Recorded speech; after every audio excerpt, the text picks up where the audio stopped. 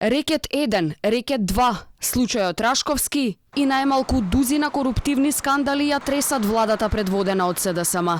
Но тоа не го загрижува министерот за комуникации, отчетност и транспарентност Роберт Поповски. За него било поважно тоа што барем јавноста дознава за овие случаи, иако ниту еден од нив не доби никаква разрешница. Министер, велите дека владата ќе биде активно вклучена во овој процес, а веќе против функционери во владата и јавни функционери по институциите се водат се откриени скандали коруптивни и има кривични пријави против дел од министрите. Добро, и Како тоа е мислите супер. да се Тоа борите? така треба да биде.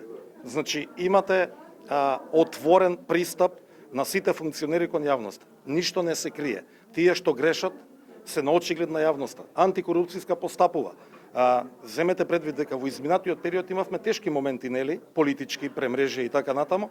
Во тие моменти овој состав на антикорупцијска постапуваше и кон поранешни и кон сегашни функционери. И тоа така треба да продолжи. И затоа велам на крај одговорноста е и пред законите, но и етичка и морална на оние кои што прават некакви девијации или не ги почитуваат позициите на кои што се избрани. Но министерот за отчетност заборави да каже дека најголемите скандали кои ја тресат оваа власт, јавноста главно ги дозна преку медиумите, а не поради транспарентноста и отчетноста на институциите.